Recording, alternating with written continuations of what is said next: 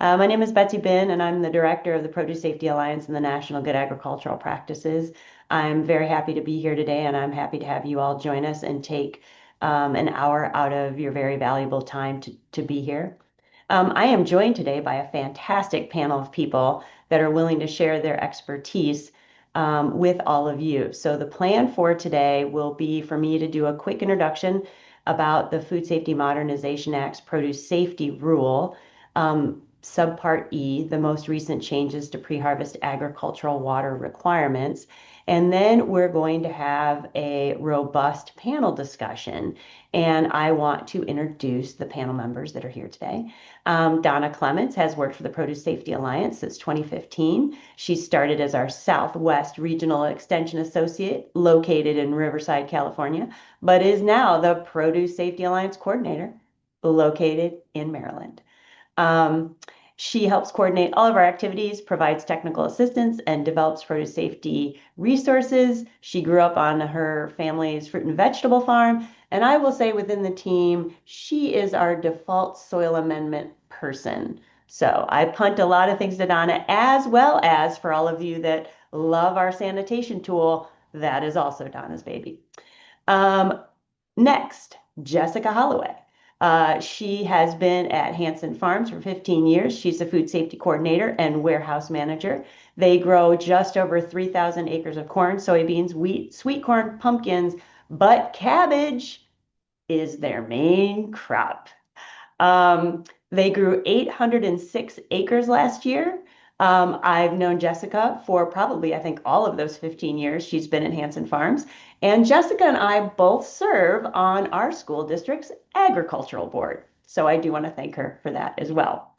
Next, Steve Shermer is the Produce Safety Program Field Administrator with the New York State Department of Agriculture and Markets. He has been with the department for 26 years, oddly, the exact same amount of time I've been at Cornell University. Is that a coincidence? I don't think so.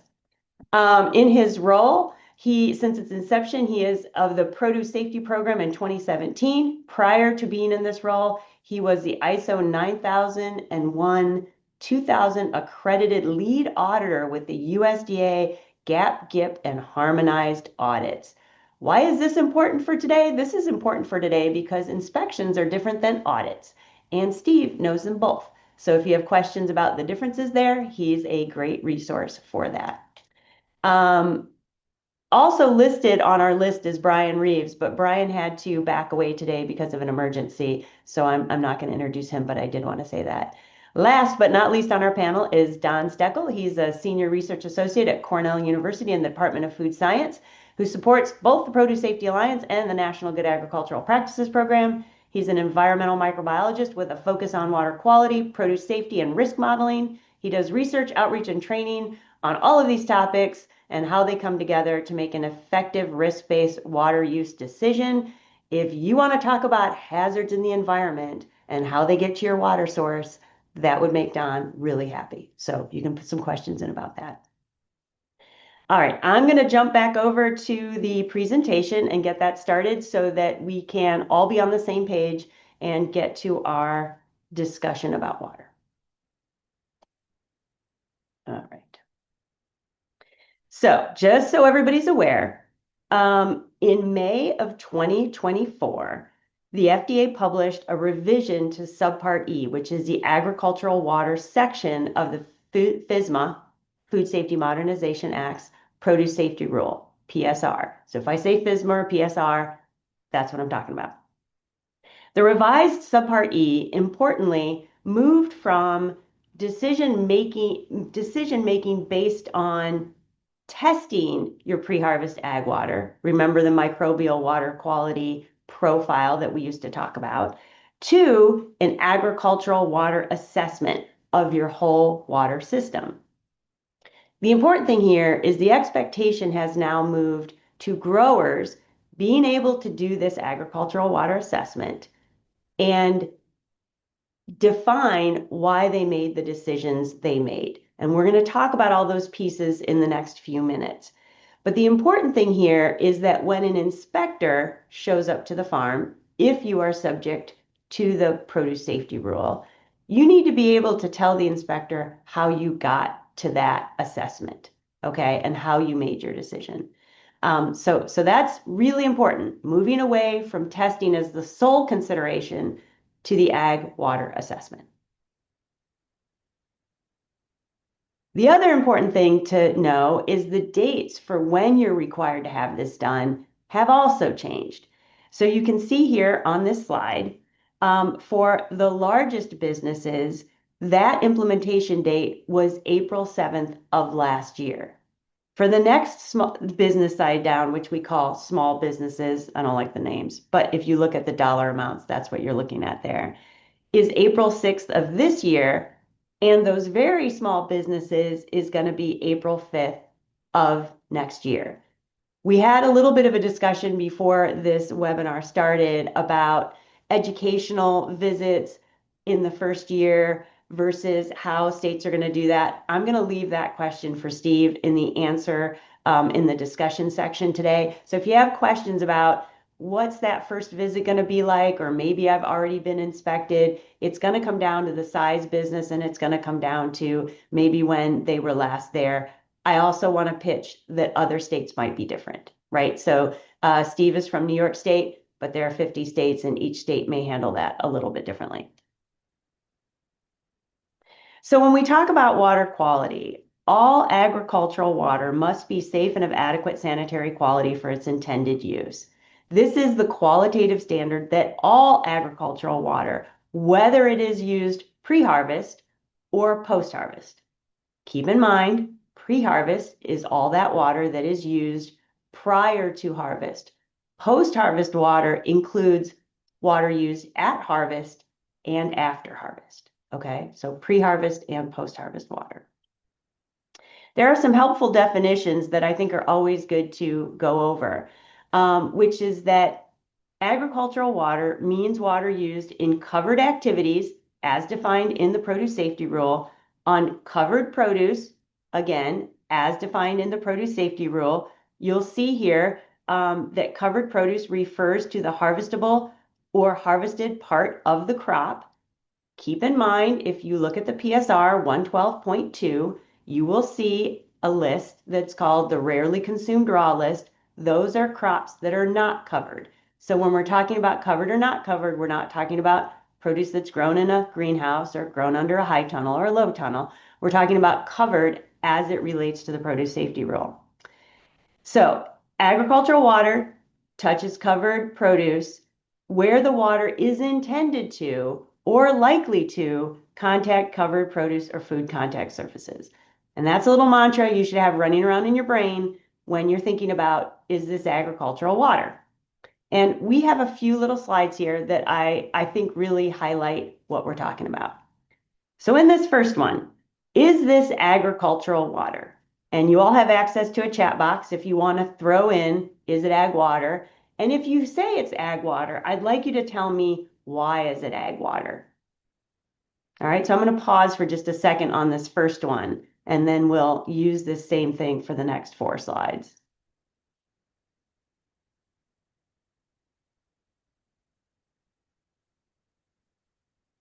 Anybody out in Zoom land want to help me with this one?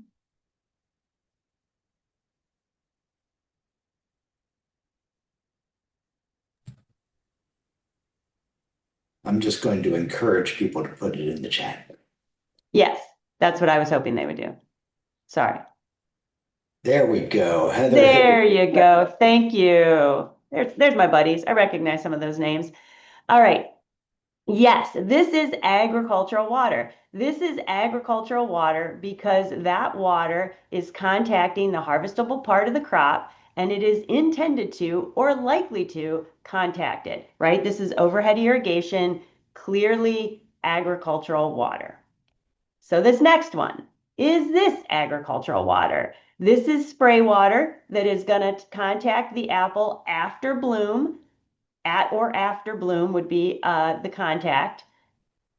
And so this is agricultural water, right? Because it's used contacting the harvestable portion of the crop. I mentioned the bloom thing here because I want everybody to recognize it's agricultural water. It's considered the harvestable crop at bloom, right? So at bloom and after would be agricultural water. Super. What about this one? This is potatoes being overhead irrigated. Yes or no? And why?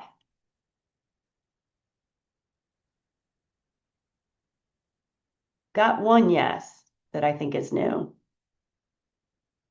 Yes, John, I'm going to call you out. John Arnold says no. John, you want to follow up and tell me why it's no?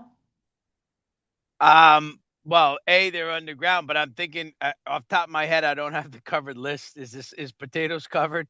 Potatoes are not covered. You hit it on Okay. the head, and All somebody right. else got it. These are not considered raw.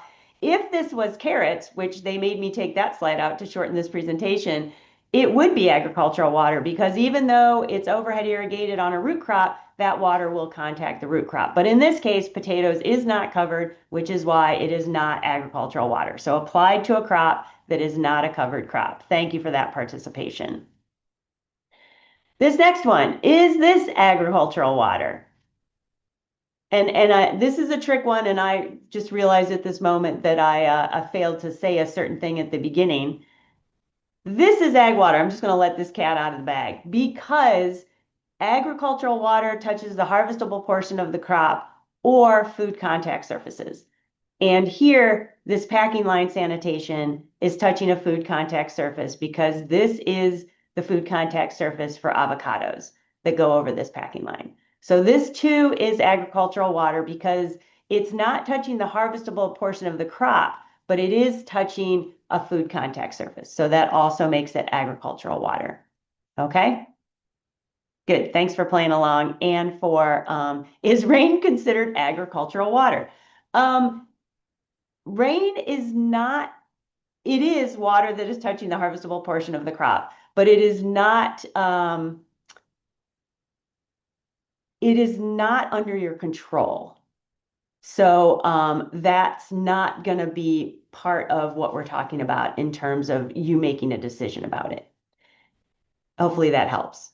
I don't know if anybody might, Don unmuted because he really wants in on this one. Go ahead, Don. Oh, just because it's a great question and you can't make a decision whether or not you're going to use the rain. So, so I just wanted to make that point. It is, and it was clarified by FDA in the preamble too. Fantastic. Do you know where in the preamble? Do you know the exact comment, Don, in the preamble where this My, was clarified? my God, Ben. So that's the good news. It is in the preamble. It's a great way of saying it. You don't get to control whether the rain comes. That's where I was getting at in terms of you don't have control over the rain. But thanks, Don. And it is in the preamble, so we can look that up. All right. Great. So we have these definitions, and now we want to talk about those key requirements for the ag water assessment.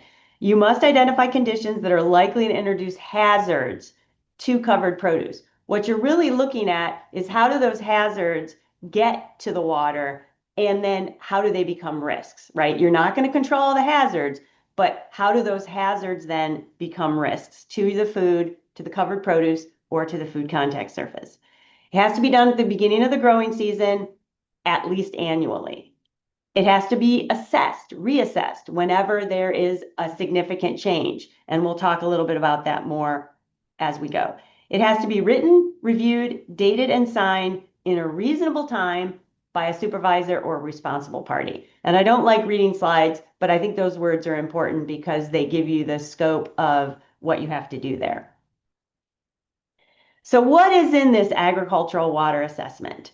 It has 5 different elements, and we're going to talk about each of these elements very quickly. It has the agricultural water system. For those of you that know Subpart E, you know that the agricultural water systems inspection is a different document. We're not going to talk about that today. We're just talking about the ag water assessment. But I do want to highlight here that the ag water systems inspection is a separate document, and you're expected to do that. You're going to talk about the location and the nature of your water source, what kind of distribution system you have, the degree of protection from contamination. So let's think about the different kinds of water sources we could have. We could be a water source off of a canal that's pumped out of a canal and distributed through your farm. We could have in different parts of the country where we're having furrow or flood type irrigation, right? So you got to think about all of those things. Talk about your ag water use practices. Are you putting it on drip? Are you putting it on overhead? Again, those different delivery systems like furrow or flood. Crop characteristics. What crop are you growing? Even maybe what variety are you growing? Because some crops, different varieties have different characteristics. Environmental conditions. This is a real tricky one with climate change and all the changes we've seen in how water arrives at our farms and how cold or heat comes. I mean, I think this last week in the US has been a really good example of some of the weird things that are happening. Some of our places in the United States are well over 100 degrees, and some are having a, what do they call it, a polar vortex and are in the negatives, right? Talked to one grower yesterday who's in Rochester, and she doesn't have bloom yet, but the buds are certainly there, right? So we have to think about all of those things that are happening. And then other relevant factors where we're going to talk about testing. I also want to highlight here that the ag water assessment means the evaluation of conditions that are reasonably likely to introduce these hazards that then lead to risks. And Donna had discussed whether we should put the difference of hazards and risks. So I didn't put that in for time, but making sure you understand the difference between hazards and risks. And you have to determine whether measures are reasonably necessary to reduce that potential contamination. And we're going to talk about corrective measures versus mitigation measures, okay? All of these things are defined in our notes if you've ever taken the PSA grower training course. But I also want to highlight that the Ag Water Assessment Builder tool is available through the FDA. It's a good way to walk through all these requirements. That's its strength. Its weakness is it won't highlight for you which of these you should be concerned about. So it's great for getting all this information. That's the strength. The weakness is it won't help you say, this is where I really should be paying attention. Okay. All right. So element number one, ag water system. We talked about this a little bit, but growers should really consider the whole agricultural water system, including your infrastructure, your pipes, your drip tape, as well as your water source. You can see here on this slide, looking at which characteristics could make it more or less susceptible. Of course, surface water is going to be the highest risk, but if you deliver that surface water, which is the next slide, in a way that doesn't contact the harvestable portion, you can reduce those risks, right? So you have to consider all the elements as you go. Less susceptible is going to be municipal water because it's treated, and we know it's higher quality. The degree of protection is one that I think bears a little bit of time. If you have a farm pond and you let people swim in the farm pond, you're going to have more risks there because people's butts release fecal material into your pond. If it's open to animals, same kind of situation there. And also, when you're using that water, is it close to harvest? All of that is going to matter. So those are things you need to consider. And then the flip side of that, if it's protected from people being in it, if it's protected from animals, if it's far away from any source of fecal material that could get into the pond, like a feeding operation or even local chickens or cows that you might have on your farm. The next element I want to talk about is your ag water use practices. Again, you're thinking about pairing all these things up. We just talked about your ag water system, the source, how it's distributed, but then how are you using that? If your application method is overhead, where you're directly contacting the harvestable portion of the crop, that's going to be highest risk or most likely to be susceptible to contamination. Whereas if you're doing subsurface drip or even just regular drip where you're not contacting, again, lower risk, this is also time interval, close to harvest versus not close to harvest. Those are going to change your risk profile. Keeping in mind, the farther out from harvest you are, the lower the risk because you have die-off that can happen in the environment. And we did add a slide about die-off in here at the end. Environmental conditions and crop characteristics, consider the crop, its structure, and I like to say past outbreaks. We learn a lot from outbreaks. Is there other outbreaks that have happened that make you know, oh, infiltration caused that outbreak, and maybe I need to pay more attention to that? And then considering the environmental conditions that increase risks, things like damaging freezes or hail damage. More or less sunlight will impact die off on the crop. So those are some things to consider when you're doing this part of the assessment. And other characteristics, this is where testing comes in. So I just told you at the very beginning, your decision is not solely based on testing. It does not mean you can't test your water. And in fact, I think you should test your water because that's the only way you're going to know anything about the quality of that water. So not required, but recommended. I want to make that clear.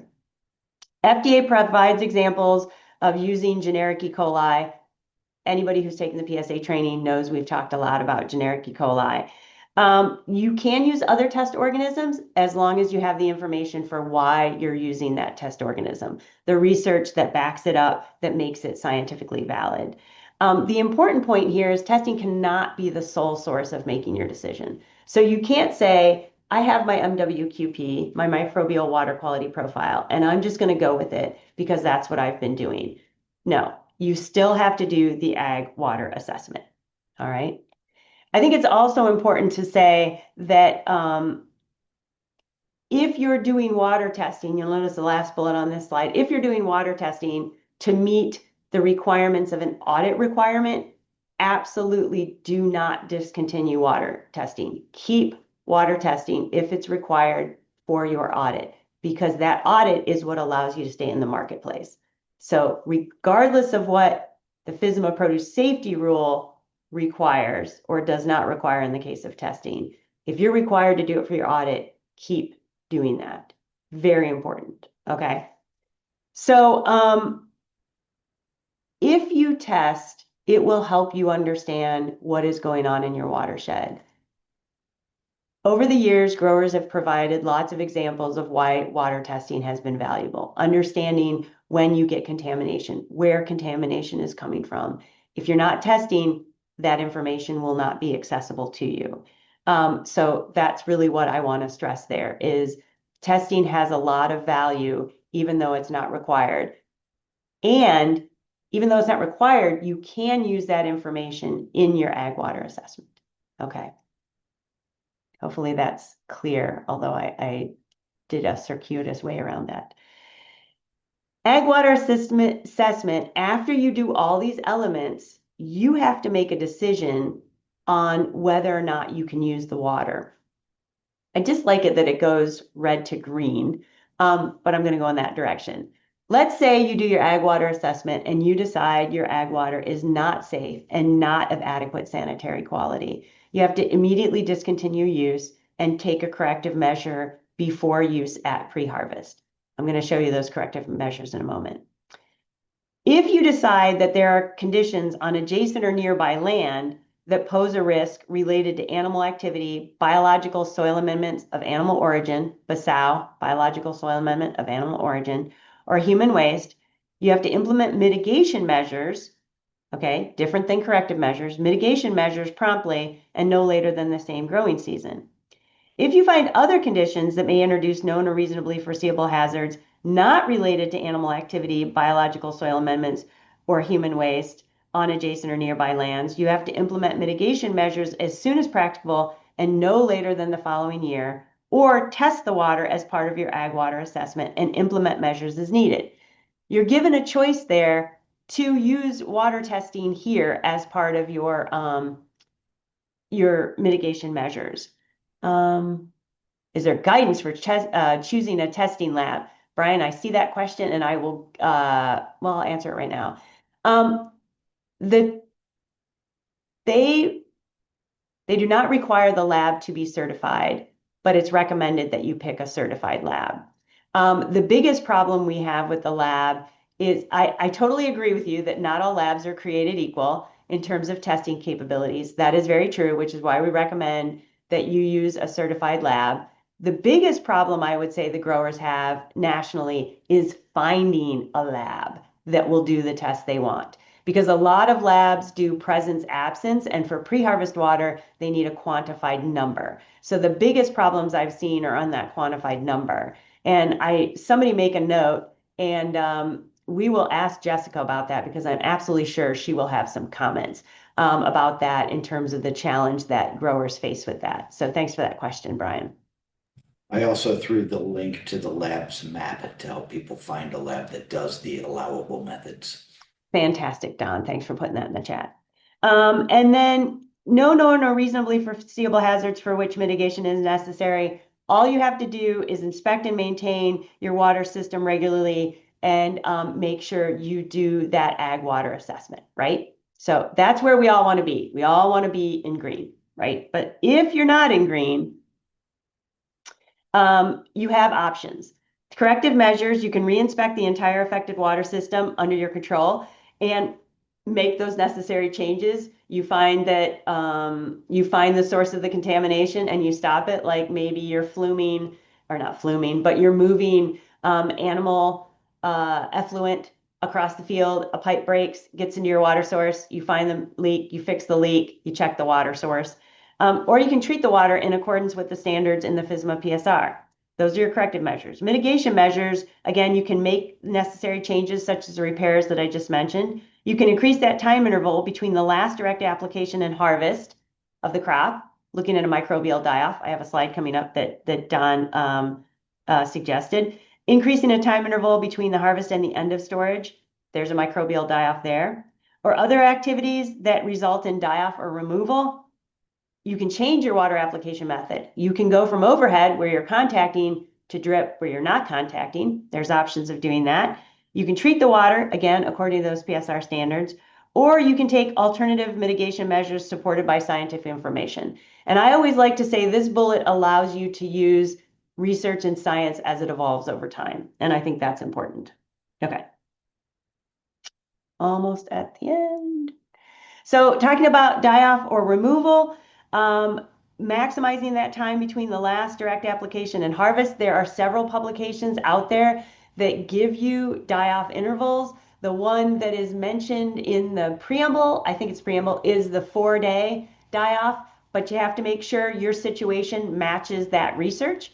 I know there's a publication that's based out in New York looking at die-off as well. So I want to direct you to that. There is some harvest to end of storage research that's out there that allows you to look at what happens in storage. It can be quantitative or qualitative, but you should use both with supporting data. You should know why you're using the timing you're using. And if it's quantitative, you have to have a starting value and a scientifically valid target for that die-off. I'm going to say the vast majority of farmers are not going to use that, right? Because you're not going to have that starting rate. Okay, so just to highlight that. When we look at treating pre-harvest water, the method has to be effective. The delivery must ensure that the treated water is consistently safe and of adequate sanitary quality for its intended use. Again, that qualitative standard that we're looking at. Your treatment has to be monitored to make sure it's effective. And it can be done by you, or it can be done by somebody you hire. And the records need to support that effectiveness and the monitoring. There are products currently on the market that have a label to use this as the use. And again, I mentioned at the very beginning when I talked about Donna and that sanitizer tool, that information is in that sanitizer tool. Okay. The label includes an efficacy statement to control E. coli and salmonella, so you can look at that. When we look at exemptions, you can be exempt from doing the ag water assessment if you have the quality that you need at post-harvest, which is no detectable generic E. coli in a 100 ml sample, and it meets those other post-harvest water quality testing requirements. But you cannot use untreated surface water. So let's say you happen to sample your surface water and you find out it has no detectable generic E. coli, which could happen. You still can't use that water. I want to be clear about that, okay? If your water is received from a public water system and it is documented to be in compliance, or it's treated in accordance with the FSMA PSR, the important thing, that second to last bullet, you have to ensure that there is not going to be a change in quality from where the source is to its use. So for instance, if you take surface water and you pump it into a holding pond that's open to the environment, that is not ensuring the water quality won't change prior to use. That is definitely going to be a water quality change, okay? And each exemption condition requires your supporting records. These are the big picture, getting to the end. There is not enough research to make informed decisions about everything that's in the agricultural water assessment. When we look at crop characteristics, when we look at environment, there's just not a lot of data to support every crop that is grown. But the key thing is you need to do the agwa, right? May not have all the information you want, but you got to keep moving forward. Growers need to, or their produce safety person on the farm, in the case of Jessica, for instance, somebody needs to make a decision. And you need to clearly explain why you made the decision you made, right? What was your thinking? What data informed you? What history informed you? Those are all things you need to include. Update if things change. That's very important. And be prepared to discuss with regulatory personnel. I'm not saying in New York, I think New York has not had as much turnover as other states, but a lot of states have a lot of turnover in their regulatory personnel. And in some cases, these are people that are not really familiar with fruit and vegetable farming. So you got to be patient, be prepared to have the discussion and explain what you're doing. That's the key thing. When we look at recommendations, here's my recommendation. Engage in this now. Start doing it now. Don't put it off. Okay? Focus on what you know and what you can control. It still needs to complete the AGWA, but you are not going to get to zero risk. Zero risk is not achievable. So go through, do the assessment, identify where you have concerns, and identify things you're doing to reduce those concerns. Spend your limited resources where you know you can make a difference, right? Where you know you can reduce risks. And understand we're all going to learn in this process. Every single person is going to learn in this process. The farm's going to learn, the farm personnel is going to learn, the researchers are going to learn, the extension people are going to learn, the regulatory people are going to learn. And stay informed and be open to changes as they happen. That's why we're having these discussions. That's why we're moving forward with these kind of office hours.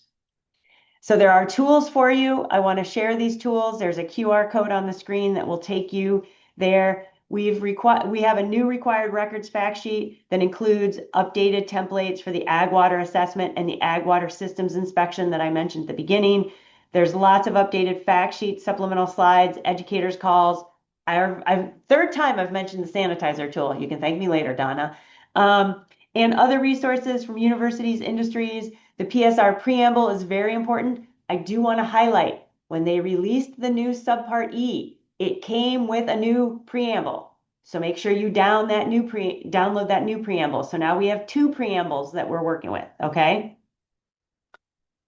Also, oh, that must have gotten in there twice. I'm sorry about that. Submitted questions. Do growers have to wash their produce? This is not a pre-harvest question, it's a post-harvest question, but no, you do not have to wash your produce. If you do not know how to manage your post-harvest water, we'd prefer you don't wash your produce, right? So it's not required by the PSR. Some buyers will require you to wash it, and if that's the case, you really got to figure out how to manage that post-harvest water because that is where you can get a lot of cross-contamination. So just to close the loop on that, not required to wash. If you're going to wash, you better know how to handle cross-contamination in that water. Can we apply raw manure to specialty cropland? Yes, you can. It's important to understand the risks, right? It's prudent to follow the National Organic Program 90, 120 days. So if it's a tree crop, 90 days where it's not going to touch the ground, or 120 days if it's something that grows on the ground. FSMA PSR Subpart F, which is for soil amendments, is still in the reserved mode, which means they have not given you an application interval from application of raw manure to harvest of crops. But there was just released new information coming out about some of these things. So I want to let you know that is being updated. There was a question about, can quality promote food safety culture even when leadership is not supportive or actively involved? I'm not sure what you mean by quality. I think you mean quality of produce, so that's how I'm going to answer this. I've seen positive food safety cultures without significant input from leadership. Some groups of people just really gel and get along well and establish a good food safety culture. I think it's more unusual, but it does happen. I don't think quality is the reason. I think it's just people's commitment to what they're doing. And the last slide I want to talk about here is the produce traceability rule. Somebody asked a little bit about this, often referred to as FSMA 204. It was published in November 21st of 2022. All covered operations, so there's no staggered implementation. Everybody has to be ready on July 20th of 2028. There was a question. This is where I'm going to start the panel discussion because I threw this in here and I think this is a good question. How many producers or distributors have an automated system for tracking produce and the environment it is in from point of origin to the consumer, and what technology is being used? And I'm punting this off because both Donna and Don have been involved in groups that are looking at this. One is the Partnership for Food Traceability and for the GS1. So that's going to take me to this panel discussion, and I'm going to start with Don and Donna on that question.